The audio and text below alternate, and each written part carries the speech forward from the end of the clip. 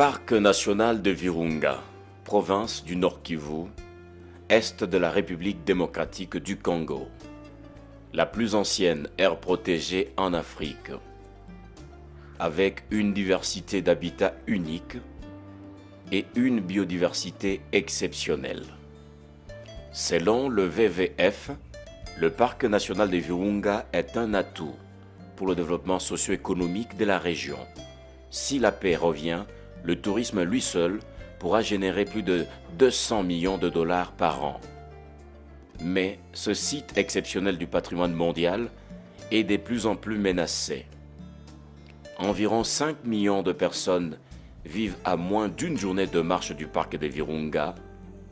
L'approvisionnement en bois de chauffe, charbon de bois et bois de construction représentent des grandes menaces pour les forêts du parc. Une de ces menaces est la production illégale de charbon de bois, localement appelé makala. Ce makala illégal est destiné aux centres urbains environnant le parc.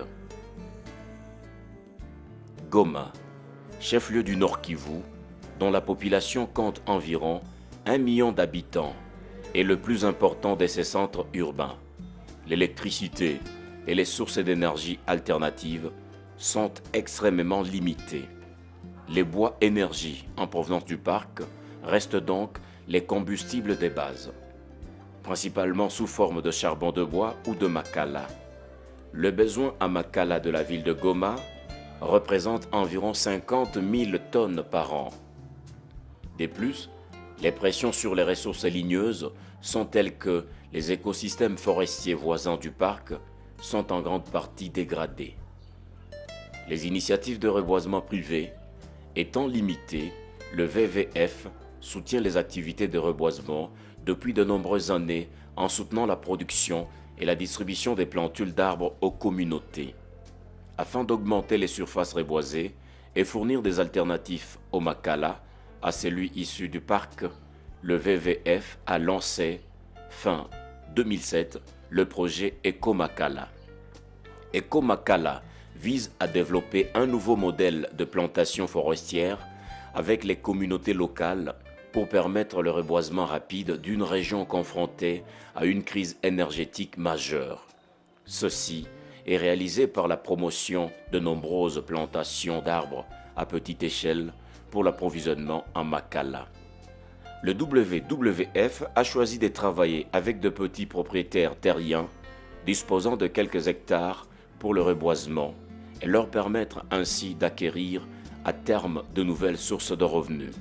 Le WWF travaille également avec des associations paysannes locales qui soutiennent les planteurs dans leurs activités de reboisement par l'approvisionnement en plantules et leur encadrement technique. Ces planteurs, regroupés en 4 coopératives, commercialisent le produit du bois makala durable écologique issu de carbonisation avec les fours modernes initiés par le WWF. Le WWF fournit des soutiens techniques et organisationnels aux associations locales et leurs planteurs tout en assurant un suivi continuel des activités et des résultats. Depuis 2007, 9500 hectares ont été reboisés, représentant 10 millions d'arbres.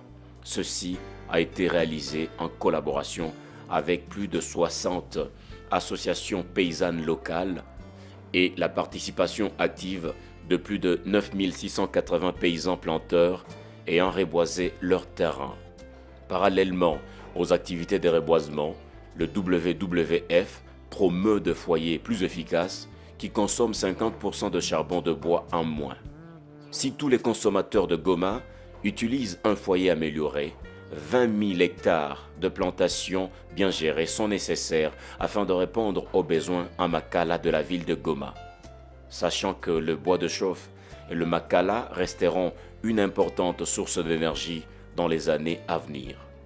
Un tiers du chemin a déjà été fait et le WWF continue jour après jour avec la population locale, ses associations partenaires, mais aussi grâce à votre soutien, à reboiser davantage, protéger la richesse du parc national de Virunga et faire que ces patrimoines restent pour les générations à venir. un charbon durable pour une épargne garantie, pour une protection des forêts assurée.